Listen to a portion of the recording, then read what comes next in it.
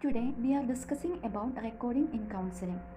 We already studied about recording in casework and group work. The contents are almost similar to that, so you can easily understand what I am saying in this video. Records are kept by social work counselors to document and retain information on their clients as well as the process and development of their services. Services to a group of clients are planned, monitored, and evaluated using aggregated records. The case record or counseling record serves as a focal point for client, organization, and profession responsibility. Social work dictionary defines recording as the process of putting in writing and keeping on file relevant information about the client, the problem, the prognosis, the intervention, the progress of treatment, the social, economic, and health factors contributing to the situation, and the procedures for termination or referral. Among standards for clinical social work in social work practice established by National Association of Social Workers, documentation is mentioned as a required responsibility of social workers. Documentation of services provided to or on behalf of the client shall be recorded in the client's file or record of services. We move to purpose of recording. The area focuses on documentation's roles as a diagnostic, assessment, planning, and intervention tool, while records have recently been used for a variety of other purposes. They are to facilitate the delivery of services to or on behalf of the client, to aid in the effective assessment and intervention of patients, enables more effective counseling, interviewing, and intervention, to make a contribution to analytical reflection and improvement in counseling, to refreshes the memory of the counselor and increases retrospective understanding, to organize and structure knowledge as well as to think in a logical manner. Documentation is also for the continuity of service, quality control, statistical reporting, organizing the counselor's thoughts, interdisciplinary communication, teaching and research, and as a therapeutic tool. Then, uses and functions of recording. The first one is identifying the client and his or her needs. A social case record outlines the client, his or her traits, needs, worries, or difficulties, as well as their circumstances and social surroundings. These details aid the worker in planning appropriate client care and services. The second one is provide a foundation for determining a client's eligibility to receive services from a certain agency. The third one is keeping track of the tasks you have completed and the services you have provided to the client or on his behalf. Records, if maintained regularly, demonstrate activity and movement in the helping process and facilitate decision making by the social work counselor. The fourth one is assessment and planning. For assessment and service planning choices, clear and thorough documentation of all case-related facts and situation is required. One of the most important talents in the assessment process is the ability to record data. Social workers need a good foundation for their thinking and intervention strategies, so they collect information carefully and thoughtfully. Then, social case records are used as a vehicle for interprofessional and interagency coordination and collaboration in interdisciplinary settings such as healthcare and mental health agencies, rehabilitation services, child care agencies, schools, and correctional settings. The record serves as the foundation for the peer review system. Peer evaluation of social casework documentation promotes uniformity and consistency in service delivery, and workers are exposed to their colleagues' professional practices. Then, maintaining continuity and coordination. The next one is client access to information.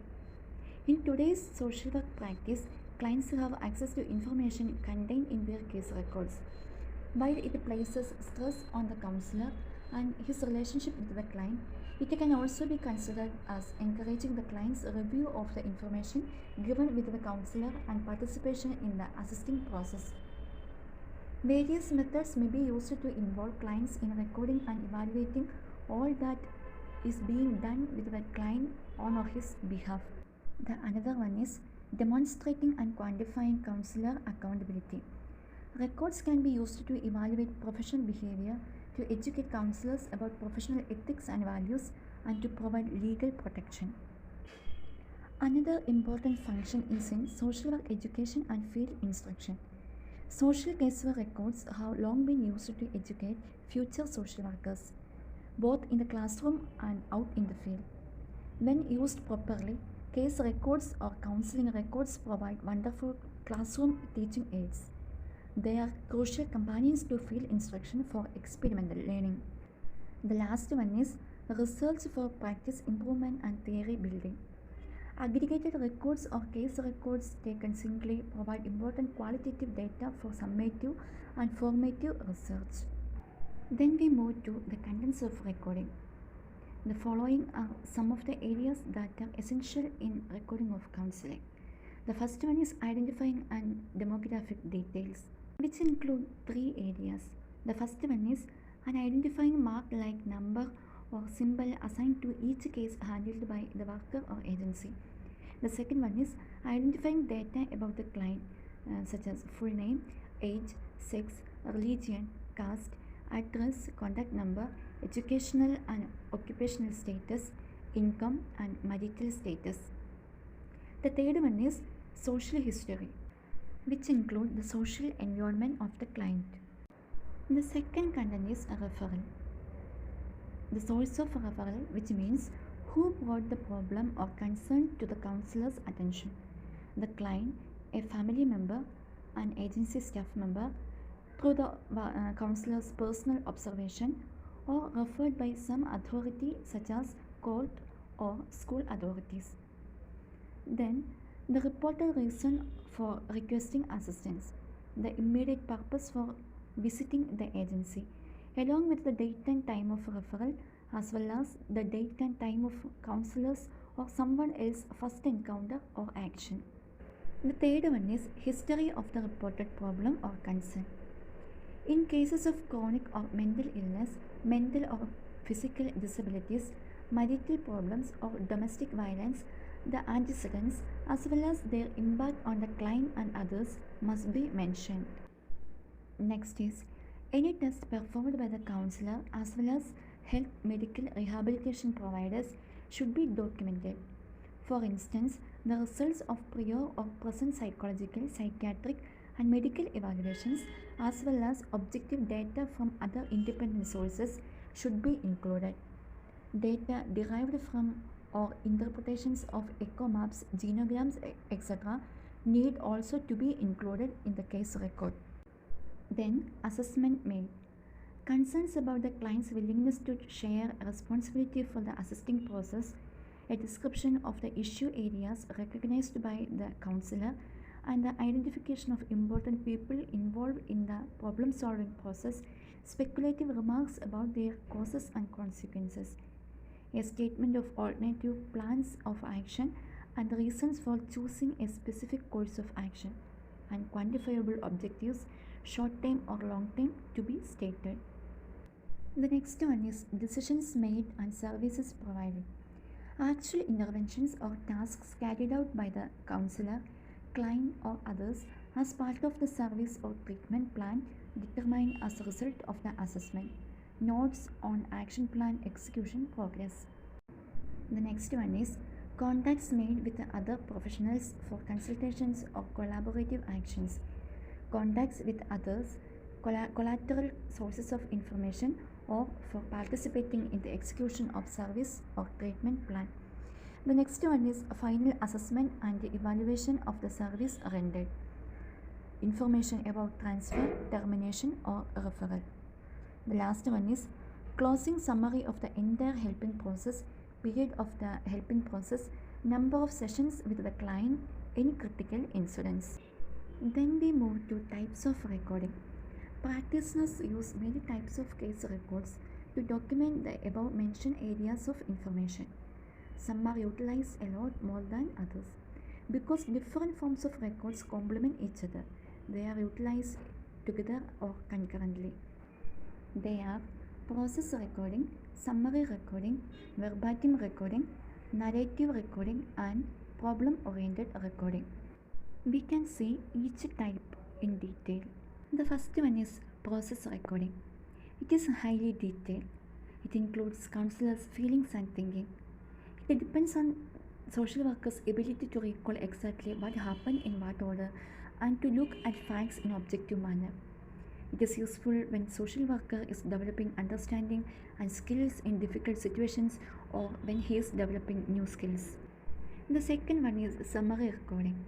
It includes only short summary of service process. It includes entry data, social history, a plan of action, periodic summary of significant information, action taken by social workers, and statement of what was accomplished as the case gets closed. Its focus is on what happened with the client. It is important in long-term situation where more than one social worker is involved as it provides a picture of what happened with the client. The third one is verbatim recording. Verbatim recording is the reproduction of factual data in the individual's own words. It is commonly used in social casework because of its accuracy and objectivity. Verbatim recording is time consuming. Students are encouraged to write the entire casework process in verbatim recording as the supervisor will be able to guide the student through. The fourth one is narrative recording. A beginner in counseling should start with narrative recording. In narrative recording, everything that has happened is recorded as it has happened. The attempts are to reproduce the situation. They consist of all the statements, observations, and comments of the counselor. It is narration of the happenings, a detailed account of the events in narrative recording. The last one is problem-oriented recording. It is used in interdisciplinary settings. It has 4 parts. They are: first one is information of client like age, sex, marital status, functioning limitations, and financial situations, etc. The second one is it includes problems list that includes a statement of initial complaints and assessment of the concerned staff. Third one is plans and goals related to each identified problem. The last one is follow-up notes about what was done and the outcome of the activities. Then we move to principles of recording. There are some general guidelines for keeping a solid record. There is no such thing as a perfect or model record though. A record is a useful material that should be fitted to the situations. When we preparing records, accuracy, objectivity, simplicity, clarity, and brevity should be followed. The record must be arranged in a logical manner. A record should be readable and visible with the information presented in a simple and clear manner. The form of observation should be uniform and standard to some extent. Simple language and style should be used. Note taking should be done as soon as possible after the interview rather than during it. It should always be known who is involved in the problem, who is speaking to whom, and what information sources are available. Any record should clearly show the nature of the problem presented or the request made. It should not record the self-evident, the unimportant, the familiar, or the repeated. Then, aspects of good recording. The views of the person whose record should be recorded, including whether he or she has given permission to disclose information. Good recording is done with the participation of the person whose record it is. The record of the counseling process should be accurate and up-to-date, and it should be reviewed and summarized at the end. The record should include a chronology of relevant incidents. The facts should be kept separate from the opinions. Whatever is documented should be based on evidence and be done in an ethical manner. Both the evaluation and the risk assessment should be noted in the record. It should include a clear and detailed picture of the treatment and assistance provided to date, as well as the subsequent plan of action for resolving the person's situation. Information such as the person's name, age, gender, religion, language, area, educational level, and disability, if any, should be included in their personal profile. Then, matters not to be included in the process of recording. Records ought not to include anything that could disrupt the therapy if seen by an individual. Prejudice and abusive comments are to be avoided. Negative evaluations should only be included if they serve a therapeutic purpose. The next one is responsibility of the caseworker or counselor related to informing the client about the records and recording. Be clear, be ready, deal with individuals' questions courteously, explain in a straightforward way. The last topic in this presentation is ethical issues in recording of counseling. Records may be used by practitioners, supervisors, consultants, other professionals, and agencies. The court, oversights, and funding organizations, managed care networks, accrediting groups, clients, families, and attorneys. The defensive record keeping that may protect social caseworkers or counselors from charges of negligence can undermine clients' privacy, but as of yet, on model exists for balancing this conflict. Recording administration often requires social caseworkers or counselors to collect a grade of sensitive personal clients' data to meet administrative needs. These are all about recording for counseling. Thank you.